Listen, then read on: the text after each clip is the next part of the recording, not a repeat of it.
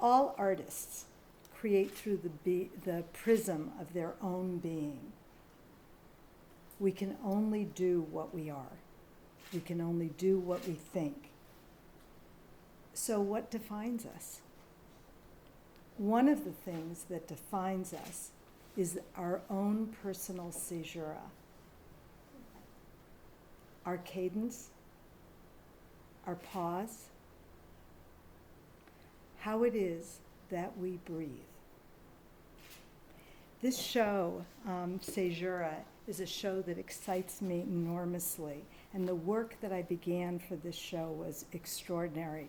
Maya came in, I think it was last summer, at the beginning of the summer. She came to my studio and she said, I want to invite you into a show. The title of the show is Ceasura.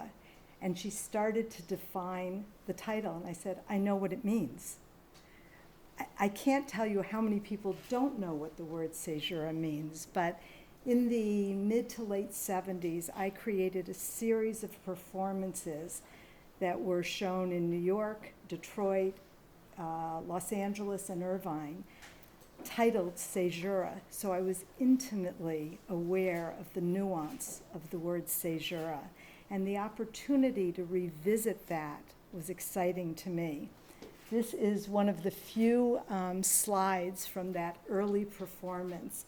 And interestingly enough, Maya, it's so cool that you brought up Philip Glass, because the work that with the music, the din of sound that went with this performance was very similar to the singing of Philip Glass's early work. It was a din of sound.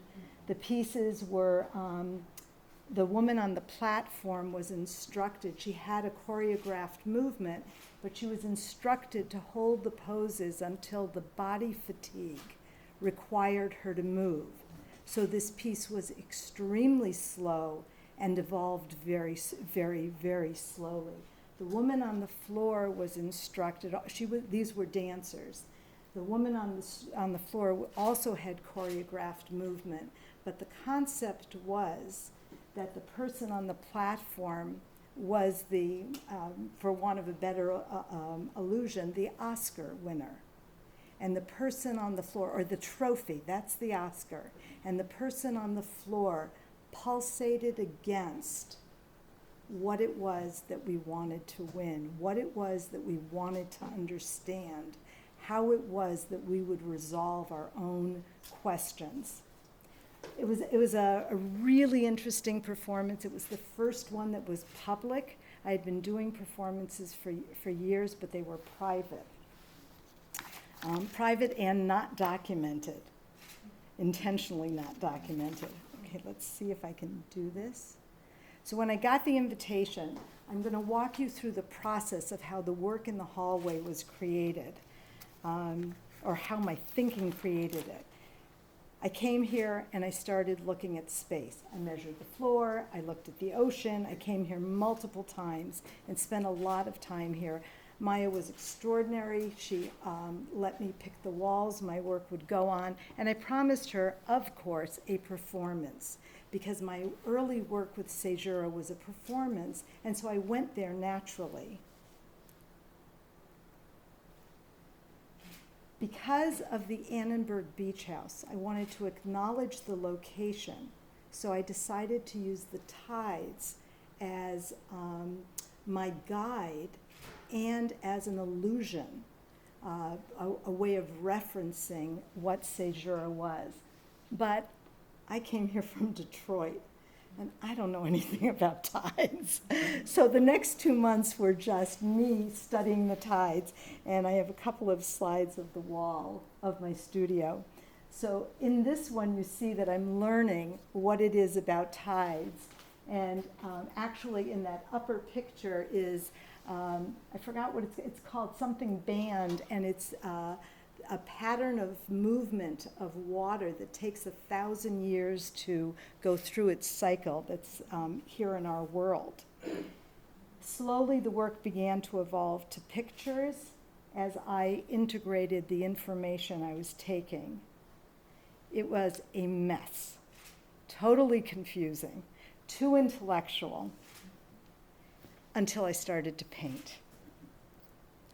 And then I began to marry the ideas of the painting and the tide schedule, and the performance was slowly fading away. Most of us in the room are artists, and we know that our work tells us what to do. We don't tell it. And as much as I wanted to do the performance for this specific exhibition, it was just falling away. Pacific exhibition, good one. Pacific. Yeah. So I tried to unravel the strands. In essence, I was trying to clear the confusion. And the first painting of the title series emerged. This painting, it's now in a collection in Toronto. Very simple watercolor painting, lots of layers. And in it, I began to establish a relationship between water, sand, and rhythm. And I started to feel like I was going to understand what it was that the title series would allow me. This was the first painting where I integrated the tide schedule with paint. But you'll see that the tide schedule is as dramatic as the paint, and it doesn't have the poetry of the relationship yet. So all of a sudden, I was painting again. I'm an installation artist. I'm a conceptual artist. You guys know it. I mean, I'm tearing fabric, and I'm throwing things on the floor, and I'm counting time, and I'm building rooms. And here I was back in the realm of painting. It was delicious, absolutely delicious. Oh, let me go back. And with this painting came that poetry, the nuance of using graphite now for the tide schedule. And I realized I was starting to tell a story. Slowly, on this end of the painting, this very, very lightweight earth color started to emerge. And the sea and the sand was starting to bring its voice to my work. This is a picture from my studio right before the work came here. And you'll see there's a lot of activity, a lot of relationship of the work. But by then, the long vertical painting was done. That painting is called Tide, T-I-E-D, and it's about the magnetic attraction of the lunar calendar to the water. And finally, the painting was done. And when this painting was finished, I must have had every one of you in my studio to make sure it was really okay. Because it's been a lot of years since I had done a traditional painting, the kind of painting that tells a story, that really uses that sort of imagery. And this was the Donnie that everybody knows. This is where I took the information of those paintings. These are two-layered canvases. The canvas that's embedded underneath what you see is a blue painted canvas, and the top was cut in a rhythmic pattern to echo the rhythm of the tides. And you could see the water coming through. It's a lot about relationship. I don't know about anybody else, but when I think about what I want my work to be about, what am I really, really working on? In this particular exhibition, I'm working on relationship. What is the relationship that we have to all sorts of things, to our work, to each other, to art, to the art world? And I could go on and on and on. So this begins that explanation. And it's through all of that that I actually arrived at this. This is a composite that has the tide schedule and the painting above it. And I think it defines where I was going, where I came from. Whoops. Okay. I think that's it. to get back to the slideshow. Okay. So the questions of the title series that I ask myself: the uniqueness of our patterns, what are they? How long do we pause? How deep do we breathe? How do we begin again after the breath? And is that breath a retreat into our souls, or are we looking outward as we fill our lungs? Those are the questions of the title series. Thank you.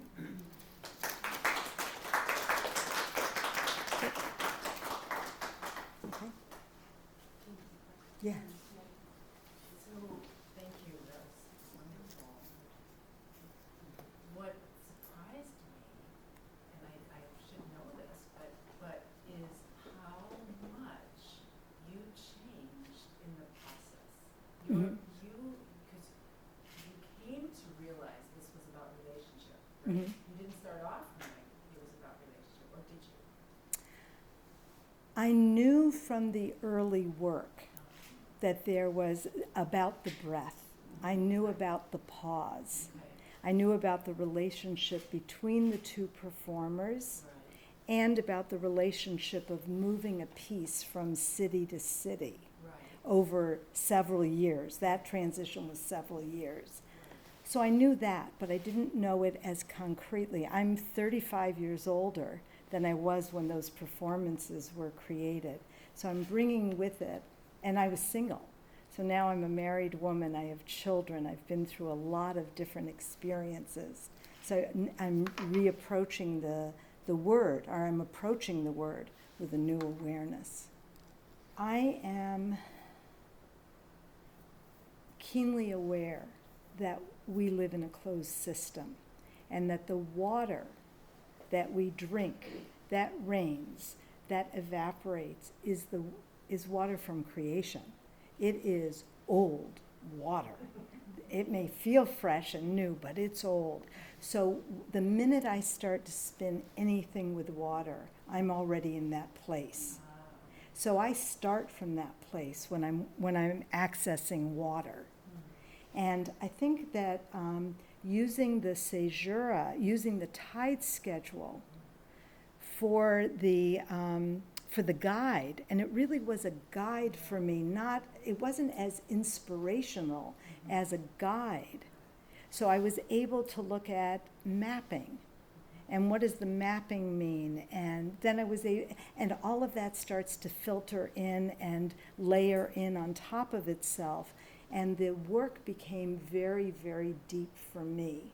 But it was already starting from a place of water being ancient, of people pulsating against each other as they traveled across a country for 2 years, of knowing that Ceasura was the breath that we take in, and that every line of poetry read is read differently by every person, and it's about their intake of breath. And then the way my head goes is, where do they go when they're breathing in?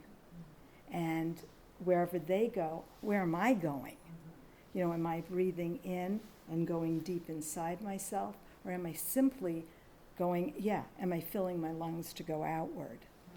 So those were big questions for me with this work. And what happened, interestingly, is that because I thought I would do a performance, and I've said this so many times, that we are, this is probably a negative way of saying it, but I can't think of another word right now. We're slaves to our work. Our work tells us when we can go to the bathroom. Our work tells us when we can have a cup of coffee. There isn't an artist alive, I'm sure, who can have a schedule where if they really want to go out now and have a cup of coffee, regardless of the work, they can leave it. And here was work that was asserting itself in a direction that I wasn't prepared for.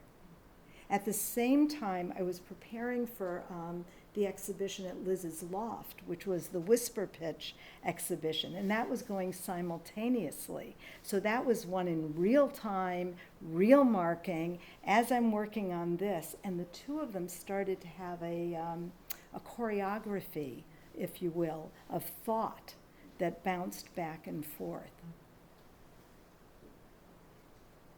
It was a rich experience for you. exhausting. It has been incredible. These shows opened 2 days apart. This one opened on Thursday, that one opened on Saturday, but that other piece started on Friday. So I went from this opening the next morning at 10 o'clock to the start of the other piece. And the going back and forth between the two was amazing, really amazing. I have a little bit of a, I guess, off the cusp question. I actually hadn't seen this particular performance before, and you know, you mentioned the date in which you did it. You know, we're in the era of Carolee Schneidman, Ballet Export, Yoko Ono, and I'm just extremely curious to know what, you know, what your kind of relationship with that movement was, and how your work was similar and different from others of that era. So I was in Detroit at that time, and the Detroit art scene was a very rough, male-dominated, physical art scene. And I was working with Scotch tape, light, and non-documented performances that you could only see if you were invited. And it was a time that was very, I mean, it was a time of discovery. That was an amazing time. Yeah. Everything was changing. We were all young. The political scenes were very dynamic. It was a very interesting time. The feminists were emerging. Right, exactly. The original one. This actually was performed at the first video and performance exhibition at the DIA in Detroit, which is their large museum. Before that, there was no video and performance exhibition at all. And what's his name? Peter Frank. Peter Frank wrote the catalog for that, and he was this young guy from New York, and now he's like an established critic here. It was an incredible time. Because of the kind of performance I was doing, it was a little different. And I'm in a book about Southern California performance artists, and there's a whole chapter, and there are like 3 artists who did the kind of work I was doing that was non-documented, real time, real space. It was an incredible time, incredible, yeah. And it's kind of nice because of Pacific Standard Time, we've had the luxury as artists to go back and look at our old work and re-access it in new ways. You know, that was an amazing, you only get to do that if you have a retrospective. Right. And all of Southern California had a retrospective. So we were just part of that. And the shows that I was in for the Pacific Standard Time, actually used new work. So for me this year, it was really nice to go back. Yeah, to go back to the old work. I think that the Pacific Standard Time is ultimately, and we'll see this in the future, but it's very important. I mean, it was kind of so elaborate, and there was so much criticism around it, but I ultimately think that, you know, it was so important for that kind of rediscovery or re-examining of you know, these works. You know, for example, Dwayne Valentine was able to completely, you know, bloom when he had been somewhat obscure for a while. Right. And there's examples of that, of, you know, different artists. I have a note he left me in my studio with one of my Scotch tape pieces. Really? Yeah, yeah. It was fun. It was a fun time. Yeah. It was a fun time. Okay. Thank you. Thank you. Oh, I have to check.